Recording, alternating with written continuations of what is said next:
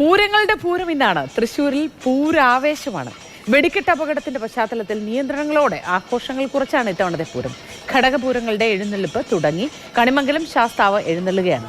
KB Sreedharan കണിമംഗലത്ത് നിന്നും വിശേഷങ്ങളുമായി ചേരുന്നുണ്ട്. ശ്രീധരൻ, കണിമംഗലം ശാസ്താവിന്റെ എഴുന്നള്ളത്ത് ആരംഭിച്ചു അല്ലേ?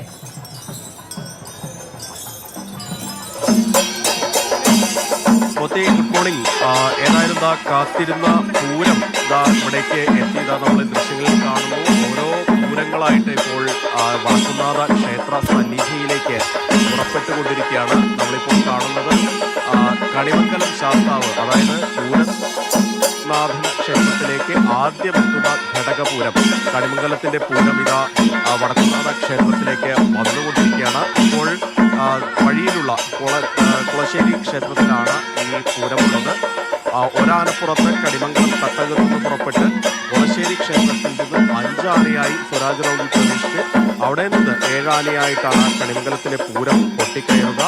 ഏതായാലും ഈ തട്ടകം ഒന്നാകെ നമ്മൾ ഈ ദൃശ്യങ്ങൾ കാണാം. തട്ടകം ഒന്നാകെ എത്തിയിട്ടുണ്ട്. നമ്മൾ ഇന്നലെയും കണ്ടു കുറ്റൂർ ദേശം ഒന്നാകെ വടക്കുംനാഥ ക്ഷേത്രത്തിലേക്ക് എത്തുന്നത്. അതുപോലെ കണിമംഗലം ദേശം ഒന്നാകെ ഇപ്പോൾ വടക്കുംനാഥ ക്ഷേത്രത്തിലേക്ക് എത്തിക്കൊണ്ടിരിക്കുകയാണ്.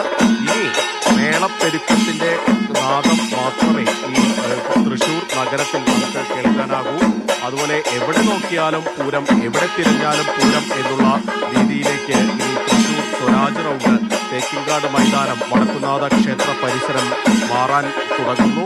അതിൻ്റെ ഒരു തുടക്കമാണ് ഇപ്പോൾ കണിമംഗലത്തിന്റെ പൂരം കൊട്ടിക്കയറി തുടങ്ങുകയാണ്. കുളശ്ശേരി ക്ഷേത്രത്തിൽ നിന്ന് അല്പസമയത്തിനകം തന്നെ ഇവിടെ നിന്ന് പുറപ്പെടും.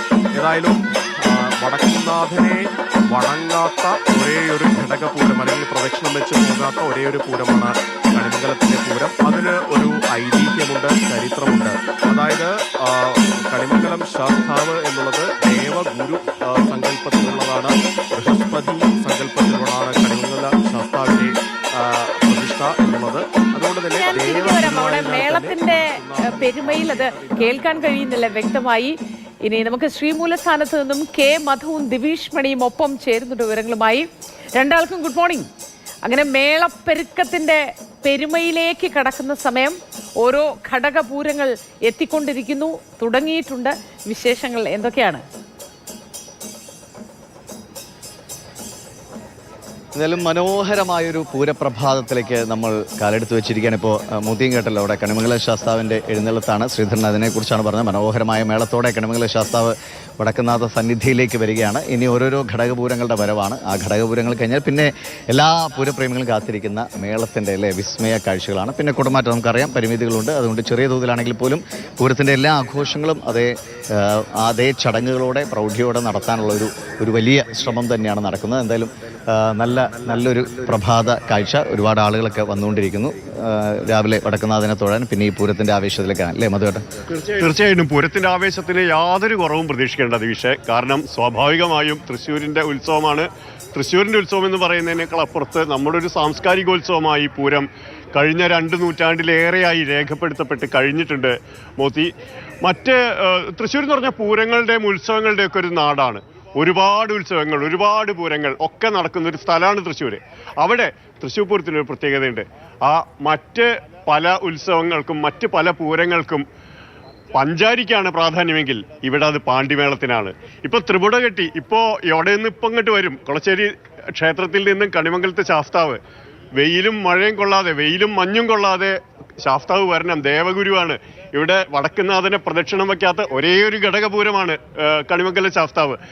അതിനൊക്കെ അപ്പുറത്ത് ഈ വലിയൊരു ജനത്തിന്റെ കൂട്ടായ്മയെ, വലിയൊരു ജനസഞ്ചയത്തെ അടുത്ത 1 വർഷത്തിലേക്ക് അപ്പുറത്തേക്ക് കൊണ്ടുപോകുന്നതിനുള്ള, വരും വർഷങ്ങളിലേക്കുള്ള ഊർജദാതാവായി വടക്കുംനാഥൻ മാറുന്ന ആ അസുലഭമായ ദിവസമാണിന്ന്. ഈ ഒരൊറ്റ ദിവസത്തിന് വേണ്ടി കാത്തിരുന്ന 10,000ങ്ങളുണ്ട്. ഈ ഒരൊറ്റ ദിവസത്തിന് വേണ്ടി 7 കടലും കടന്നു വരുന്ന 10,000ങ്ങളുണ്ട്. അവർക്കൊക്കെ ഉള്ളിലാണ് പൂരം. എല്ലാവരുടെയും നെഞ്ചിനകത്ത് ഹൃദയമിടിപ്പ് ഈ മേളത്തിന്റെ പെരുക്കമായി മാറുന്ന വലിയൊരു കാഴ്ചയിലേക്ക് നമ്മൾ കടക്കാൻ പോവുകയാണ്. തൃശ്ശൂർ പൂരം എല്ലാ വർഷവും നമ്മൾ പറയാറുള്ള പോലെ തൃശ്ശൂർ പൂരം അതിൻ്റെ അത്യസാധാരണമായ പ്രൗഢി കൊണ്ട് ഒരിക്കൽ കൂടി നമ്മുടെ മനസ്സ് നിറയ്ക്കും എന്ന് എനിക്കുറപ്പാണ് ദിവിഷ്. അതായത് ഏറ്റവും സുന്ദരമായ നിമിഷങ്ങൾക്ക് വേണ്ടി 36 മണിക്കൂർ നീണ്ടു നിൽക്കുന്ന ലോകത്തെ തന്നെ അത്ഭുതപ്പെടുത്തുന്ന ആ ദൃശ്യവിസ്മയത്തിന്റെ ചടങ്ങുകളിലേക്കാണ് എനിക്ക് തോന്നുന്നു ഇവിടെ വരുന്നത്. ഇപ്പോൾ ഇന്നലെ രാത്രിയൊക്കെ നല്ല ആളുകൾ ഇങ്ങോട്ടേക്ക് ഇറങ്ങി പൂരത്തിന്റെ രാത്രി തലേന്ന് അതിന്റെ രാത്രി സൗന്ദര്യം ആസ്വദിക്കാൻ വേണ്ടി വലിയ തിരക്ക് അനുഭവപ്പെടുന്നുണ്ട്. പ്രത്യേകിച്ചും ഇത്തവണ തൃശ്ശൂരുകാർ പറയുന്നത് ഞങ്ങൾ കുറച്ചുകൂടി അല്ലെങ്കിൽ സ്വസ്ഥമായിട്ട് ആസ്വദിക്കുന്നത്, കാരണം പുറമേ നിന്ന് ആളുകൾ പലപ്പോഴും ഈ സാഹചര്യങ്ങൾ കണ്ട് വരണ്ട എന്നൊക്കെ തീരുമാനിച്ചവരുണ്ട്. പക്ഷേ തൃശ്ശൂരുകാർ വളരെ സജീവമായിട്ട് ഇറങ്ങി. ഇപ്പോൾ ഇന്നും ഞാൻ ഓർമ്മിക്കുന്നു, ഇന്നലെ ഒരു അമ്മയോട് സംസാരിച്ചപ്പോൾ അവർ പറഞ്ഞ് ഞങ്ങൾ തൃശ്ശൂർക്കാർക്ക് ആ പൂരം ഇതങ്ങ് നടക്കണ്ടേ മോനെ, എന്നാലേ ഞങ്ങൾക്കൊരു സന്തോഷമുള്ളൂ. കാരണം ഒരുപാട് ആളുകൾ ഒരുപാട് ദിവസങ്ങൾ മാസങ്ങൾ നീണ്ട അധ്വാനം കൊണ്ട് നമ്മൾ കാണുമ്പോൾ ഒറ്റ നിമിഷം കൊണ്ടാണല്ലേ. ഇപ്പോൾ കുടമാറ്റായാലും അല്ലെങ്കിൽ എന്തായാലും നമുക്ക് പുറമേ നിന്ന് വന്ന് കാണുന്നവർക്ക് ഒറ്റ കാഴ്ച, ഒറ്റ മിനിറ്റ് പറഞ്ഞതുപോലെ ഉണ്ട്. ഒന്ന് ഇതുമായി ബന്ധപ്പെട്ട് പൂരത്തിന് വേണ്ടി ഒരു വർഷക്കാലം ചെലവിട്ട് ആ പൂര ദിവസത്തെ ചില നേട്ടങ്ങൾ മാത്രം മനസ്സിൽ കണ്ടുകൊണ്ട് ജീവിതം തന്നെ ഇത് തന്നെ ഉപാധിയാക്കിയ മനുഷ്യരുണ്ട്. ആ മനുഷ്യരുടെ കൂടി ജീവിതം ഇരുളടഞ്ഞു പോകുന്നതാവും ഒരു പക്ഷേ ഈ പൂരം നടന്നില്ല എങ്കിൽ. ആ ഒരു വർഷത്തെ കാലത്ത് അവരുടെ തയ്യാറെടുപ്പുകൾ, ആ പൂരത്തിൽ നിന്ന് അവർക്കുണ്ടാവുന്ന ആ ഒരു ഉപജീവന മാർഗം, ഇതൊക്കെ ഇല്ലാതായി പോവും. അങ്ങനെ കൂടിയുണ്ട് അല്ലേ? തീർച്ചയായും.